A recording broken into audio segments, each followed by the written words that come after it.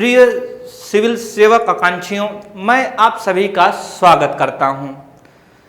Baghel tutorial द्वारा प्रसारित राष्ट्रीय स्तर के मुद्दे के लिए यह जो प्रतिदिन वाले वीडियो शुरू किए गए हैं, जिसको मैं सिंह अवलोकन करता हूं, बाघ की तरह अवलोकन करना है, उसके सभी पहलुओं पर बारीकी करके उस पर आक्रमण करना है। बाघ कुछ ऐसा ही करता है।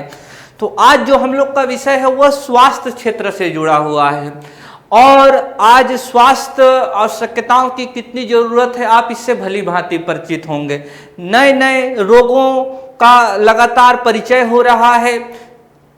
कोरोना वायरस के बाद मंकी पॉक्स भी महामारी घोषित हो चुका है, उसके बाद अभी टमाटर वायरस का कहर जारी है, लेकिन यह तो संचारी रोग हैं। संचारी रोग तो कहर बरसा ही रहे हैं, लेकिन जो गैर संचारी रोग हैं, जो दीमक की भांति होते हैं, अंदर से खोखला करता रहता है लेकिन पता नहीं चलता है, ऐसे जो गैर संचारी रोग हैं, जैसे हृदय घात है, कैंसर है, मधुमेह है, यह भी एक बहुत बड़े समाज के लिए समस्या की बात है।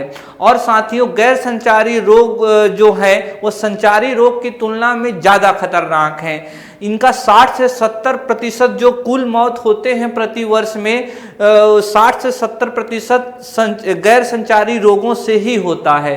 तो आज जो हम लोग का विषय है वो स्वास्थ्य क्षेत्र से जुड़ा है, और स्वास्थ्य क्षेत्र में भी किससे जुड़ा हुआ है, तो नॉन कम्युनिकेबल डिजीज से, गैर संचारी रोग से यह जुड़ा हुआ है। तो गैर संचारी रोग ये आप देख रहे हैं, हृदय संबंधी रोग, यह है श्वसन संबंधी रोग, यह है कैंसर, कर्क रोग, और यह डायबिटीज यानी कि मधुमेह। खबर क्या है इसको जानते हैं।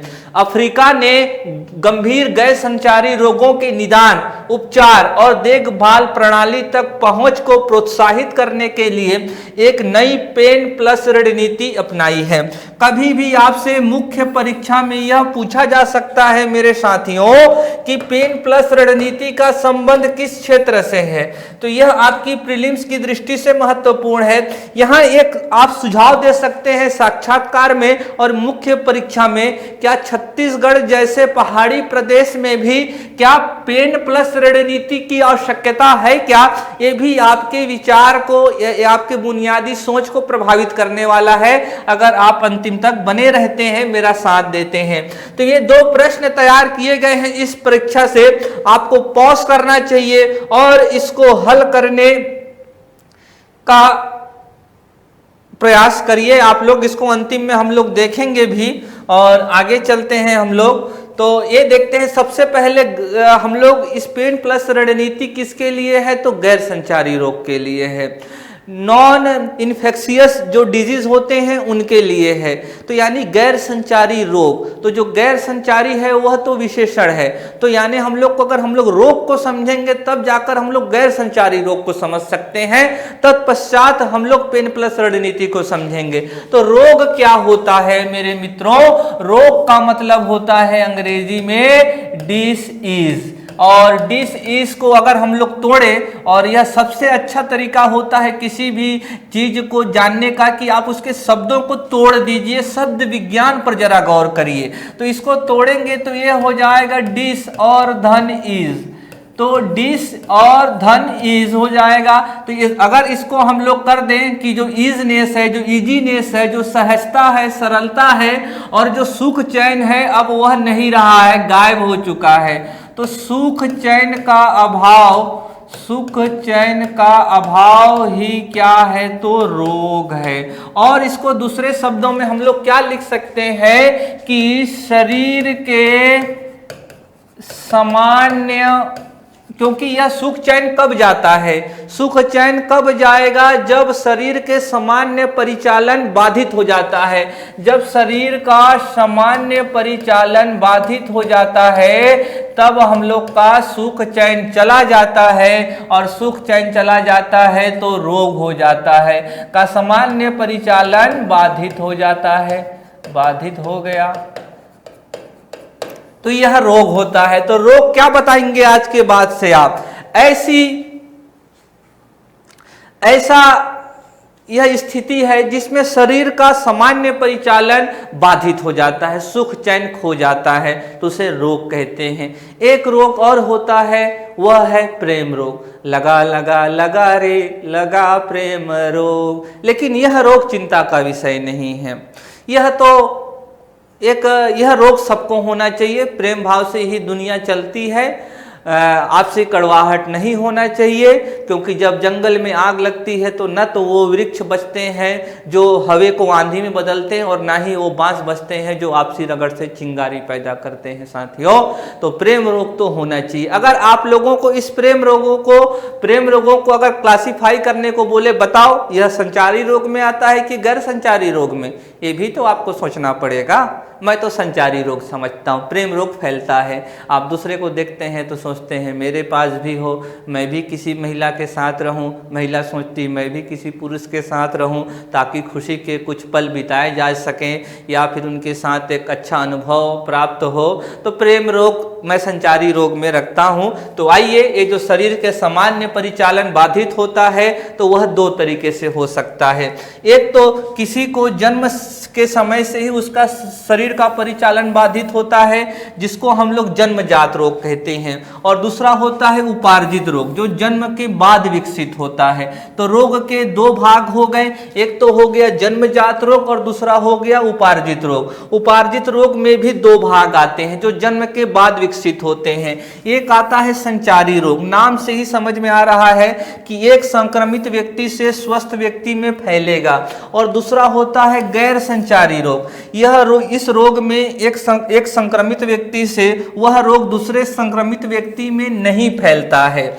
और आज जो हम लोग का विषय है वह यह है गैर संचारी रोग, और इसमें मुख्य ये रोग आप देख रहे हैं गैर संचारी में वैप जनन रोग, डीजेनरेटिव डिजीज है। और इसमें लिखा हुआ है, जब शरीर के मुख्य अंग के सुचारू रूप से कार्य न करने के कारण, तो जब शरीर के कुछ जो प्रमुख अंग हैं जब वो सही तरीके से काम नहीं करते हैं तो उसको वैप जनन रोग कहा जाता है, डीजेनरेटिव डिजीज कहा जाता है। साथियों, जो हमारा शरीर है वह अंगों के समूह से बना हुआ है, अंगों के समूह से निर्मित है।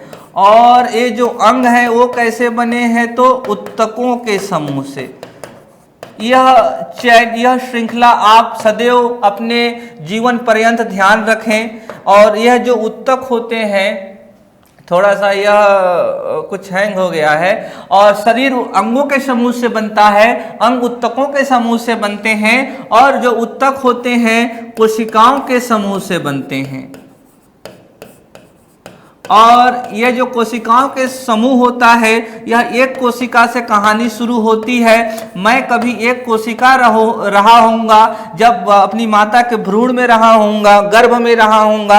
आज मेरे शरीर पर अरबों खरबों कोशिकाएं हैं, और एक कोशिका जनन कोशिका से काम शुरू होता है। वह जनन कोशिका अनेक कोशिकाओं में बदलता जाता है, कोशिकाओं का समूह बनता है, फिर उत्तक बनते हैं, और जब उत्तक के समूह बन जाते हैं तो अंगों का समूह बनता है, और जब अंगों का समूह बन जाता है तो शरीर बनता है। तो शरीर का सामान्य परिचालन बाधित होने को ही रोग कहते हैं। तो जब कोई अंग सही तरीके से काम नहीं करता है, यानी जब हमारा हृदय सही तरीके से काम नहीं करेगा, तो वो बोलेंगे हम लोगों को व्यप जनन रोग हो गया है, डिजेनरेटिव रोग हो गया है। दूसरा है हीनता या न्यूनता रोग, डेफिशिएंसी डिजीज है। इसमें शरीर में महत्वपूर्ण पोषक तत्वों की कमी हो जाती है। जैसे कि एक बीमारी है एनीमिया। एनीमिया किसके कारण होता है, जब हमारे शरीर पर आयरन नामक पोषक तत्व की कमी हो जाती है। दूसरा है बेरी रोग है। बेरी रोग तब कब होता है, जब हमारे शरीर में विटामिन बी की कमी हो जाती है। और तीसरा गैर संचारी रोग है एलर्जी। अगर किसी को जो बाह्य जो पर्यावरणीय घटक से कोई एलर्जी होती है तो उसको हम लोग कहते हैं एलर्जी। जैसे मान लो किसी को धूल से एलर्जी है, किसी को ठंडी चीजों से एलर्जी है। आगे होता है कैंसर। कैंसर में क्या होता है, कोशिकाओं और उत्तकों की अनियंत्रित वृद्धि होती है, तब वह कैंसर रोग होता है। और अन्य रोग भी आते जाते हैं। अन्य रोग में मधुमेह हो गया, डायबिटीज हो गया, उच्च रक्तचाप हो गया, ये कुछ महत्वपूर्ण गैर संचारी रोग हैं जो दीमक की तरह शरीर को खोखला करते रहते हैं। तो यह क्लासिफिकेशन आप लोगों के बहुत काम की चीज है साथियों, इसको आप ध्यान रखेंगे। यहां से कई आपके प्रारंभिक परीक्षा और मुख्य परीक्षा के प्रश्न हल होने वाले हैं। आगे चलते हैं, संक्रामक रोग और गैर संक्रामक रोग या असंक्रामक रोग में अंतर जान लेते हैं।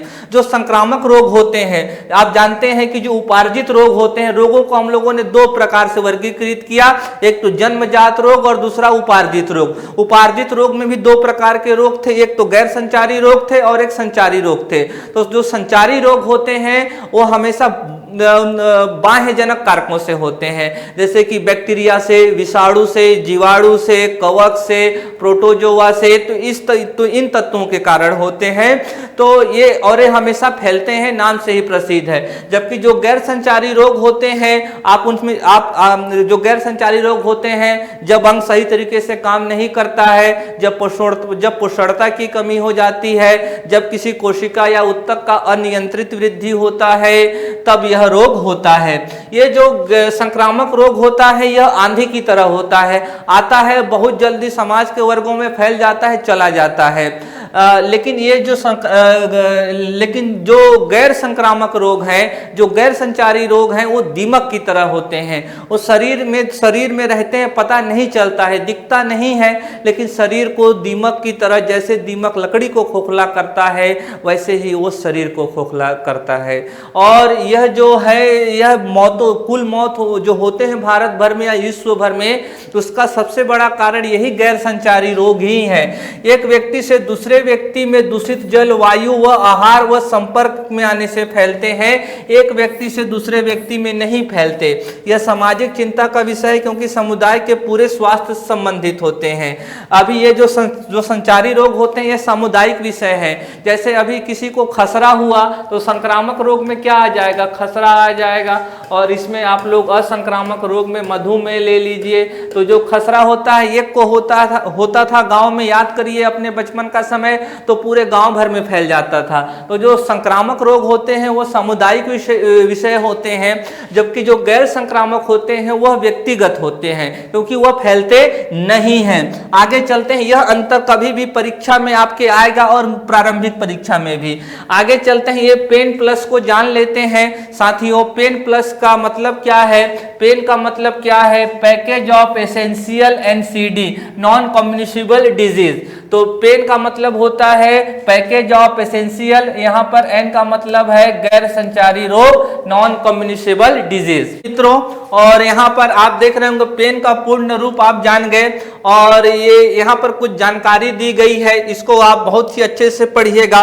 मैं इसका आप लोगों को बताता हूँ। ये तो जो ये पेन है, पैकेज ऑफ एसेंशियल NCD है, इसको WHO ने शुरू किया वर्ष 2010 में। और कहाँ के लिए शुरू किया गया था? तो अफ्रीका के लिए। इस रणनीति में, इस पेन प्लस रणनीति का जो सार वह यह है कि सीमित स्वास्थ्य संसाधनों के साथ साथ अधिक से अधिक गैर संचारी रोगों का उपचार करना, निदान करना, परामर्श करना। तो जो व्यवस्था है उसी व्यवस्था को हम लोग कैसे और बेहतर करके उतने ही संसाधनों के साथ कैसे अधिक से अधिक गैर संचारी रोगों का रोकथाम कर सकते हैं, वह इस पेन का है। इसमें जो देश इसको अपनाते हैं, इस रणनीति को, उनको वित्तीय तकनीकीय सहायता प्रदान करता है WHO।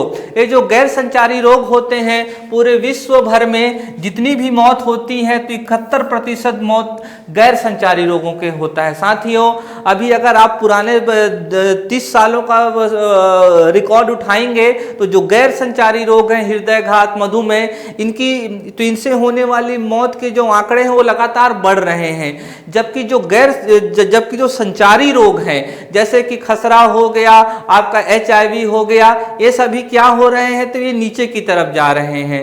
लेकिन गैर संचारी लोग बढ़ रहे हैं। हृदयघात से होने वाली मौतों की संख्या बढ़ रही है, मधुमेह रोगियों की संख्या बढ़ रही है, एनीमिया रोगियों की संख्या बढ़ रही है। तो यह चिंता का विषय है। जरा सोचिए, 71% मौत इसके कारण हो रही है। तो इसको नियंत्रित करना अत्यंत ही आवश्यक हो जाता है। आगे बढ़ते हैं, पेन प्लस रणनीति यहाँ आपके लिखा हुआ है जो मैंने बताया है। तो अच्छा, अभी तो हम लोगों ने पेन को जाना। पेन क्या है? तो सीमित स्वास्थ्य संसाधनों का बेहतर से बेहतर उपयोग करना, ताकि उसी उपलब्ध बुनियादी और संरचना में ही कैसे अधिक से अधिक वहां पर गैर संचारी रोगों का रोकथाम किया जा सकता है। इसके लिए WHO है प्रोटोकॉल बताएगा कैसे करिए, एक स्टैंडर्ड ऑपरेशन प्रोसीजर रहेगा, और वहां पर कुछ वित्तीय फंड आपको कहां से मिलेगा इसकी भी जानकारी देगा, तकनीक उपलब्ध कराएगा, मशीनें उपलब्ध कराएगा, प्रशिक्षण देगा।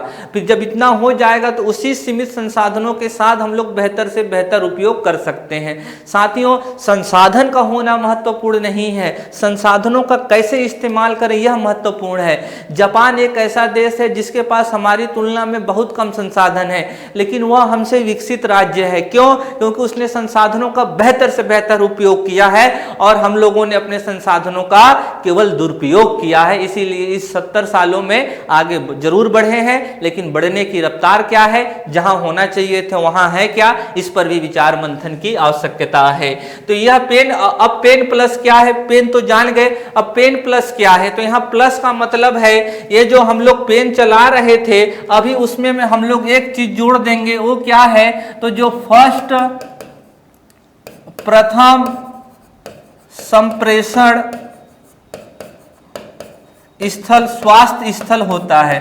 फर्स्ट रेफरल सिस्टम जो होता है, जैसे मानिए कोई एक मरीज प्राइमरी हेल्थ केयर में आता है और उसको कुछ ऐसा रोग हुआ है हृदय से संबंधित कि उस प्राइमरी हेल्थ केयर में वह ठीक नहीं हो पाता है, तो उसको जहां रेफर किया जाएगा, जैसे कि अगर उसको रेफर किया जाता है कम्युनिटी हेल्थ सेंटर में, सामुदायिक स्वास्थ्य केंद्र में या डिस्ट्रिक्ट हॉस्पिटल में, तो जो ये जो पहला स्टेप है इसी को कहा जाता है फर्स्ट रेफरल हेल्थ सिस्टम कहा जाता है, या फिर प्रथम संप्रेषण स्वास्थ्य स्थल कहा जाता है।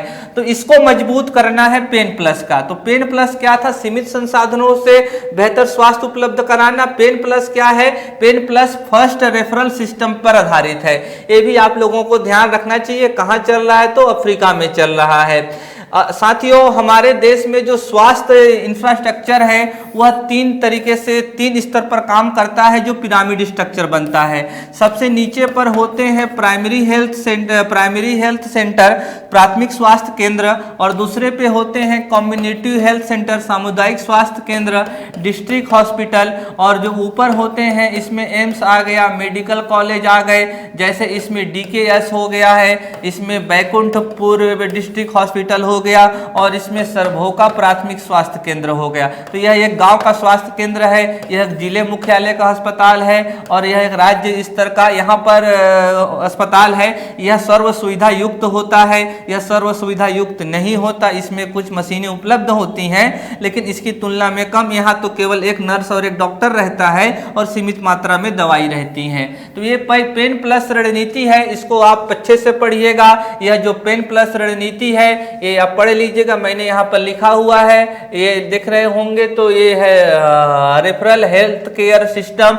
संप्रेषण स्वास्थ्य देखभाल के प्राथमिक स्तर पर अधिक से अधिक आम जनमानस के पहुंच को सुनिश्चित करना पेन प्लस का उद्देश्य है। यह जो पेन प्लस है, इसका जो सफल परिणाम प्राप्त किए जा चुके हैं, कहाँ? तो लाइबेरिया में, मलावी में और रवांडा में। इसको आप बहुत अच्छे से पढ़ेंगे साथियों। आगे चलते हैं और भारत में गैर संचारी रोग की स्थिति के बारे में भी तो हम लोग जान ही लेते हैं, ये भी तो हम लोगों का कर्तव्य बनता है। तो भारत में ये जो गैर संचारी रोग है इनमें लगातार वृद्धि देखी जा रही है। हृदय घात से संबंधित, एनीमिया से संबंधित, कैंसर से संबंधित, मधुमेह से संबंधित, और ये आंकड़े यहाँ दिए हुए हैं। Indian council of medical research के अनुसार 2016 में जो भारत में कुल मृत्यु हुई उसमें से 61.8% मृत्यु का कारण NCD ही था, गैर संचारी रोग ही था, जबकि 1990 में यह 37.9% था। तो 37 से कितना पहुंच गया? 61.8%। और जो स्वास्थ्य रिपोर्ट प्रतिवेदन है 2020-21 के अनुसार यह 61.8% से बढ़कर 30% हो गया है। इसको भी आप अच्छे से पढ़ेंगे, ये भारत की स्थिति है। और आगे चलते हैं तो भारत में गैर संचारी रोगों के रोकथाम के लिए यह स्कीम चलाई जा रही है, राष्ट्रीय कैंसर, मधुमेह, हृदय वाहिका रोग एवं आघात एवं नियंत्रण कार्यक्रम, national programme for prevention and control of cancer, diabetes, cardiovascular disease and stroke. तो ये बहुत जरूरी है, यह कार्यक्रम छत्तीसगढ़ में भी यह चल रहा है और यह एक सेंटर स्पॉन्सर्ड स्कीम है, केंद्र प्रायोजित योजना है, जिसमें 60-40 की वो है, 60-40 का शेयर है कि 60% यहाँ पर अगर आप देखेंगे तो केंद्र लगाएगा और 40% जो राज्य देंगे, और यह 90-10% पहाड़ी राज्यों के लिए है। और यह जो स्कीम है NPCDCS, यह गैर संचारी रोगों के लिए है, ये भी आपको ध्यान में रखना चाहिए। यहाँ पर एक चित्र आप देख रहे हैं, non communicable disease and their risk factor. तो अगर इस बीमारी को हम लोगों को दूर करना है तो हम लोगों को अपनी दिनचर्या में, अपनी जीवनचर्या में महत्वपूर्ण सुधार करने चाहिए। तो भारत में ये जो NPCDS है उसके तहत क्या क्या किया जाता है वो देख लेते हैं। जनसंख्या आधारित जांच सहित जांच एवं मामला की पहचान की जाती है, गैर संचारी रोगों का प्रबंधन किया जाता है, अन्य कार्यक्रमों के साथ इसका एकीकरण किया जाता है, मॉनिटरिंग एवं मूल्यांकन किया जाता है, क्षमता निर्माण तथा पब्लिक प्राइवेट पार्टनरशिप कहा जाता है। यहाँ पर देखेंगे तो NCD की रोकथाम और नियंत्रण हेतु वर्ष 2013-20 की अवधि के लिए WHO वैश्विक कार्य योजना का कार्यान्वयन विश्व का प्रथम देश है, करने वाला भारत प्रथम देश है, जिसने राष्ट्रीय कार्य योजना का विशिष्ट राष्ट्रीय लक्ष्यों और संकेतकों के साथ वर्ष 2025 तक NCD से वैश्विक आकस्मिक मृत्यु की संख्या को 25% तक कम करने के लक्ष्य के साथ अपनाया है। और अभी देख लेते हैं भारत में, आप लोगों ने देखा कैसे 1990 में 37% मौतें होती थी गैर संचारी रोगों से, वह वर्ष 2016 में बढ़कर 61% हो गया। तो उसके क्या कारण है?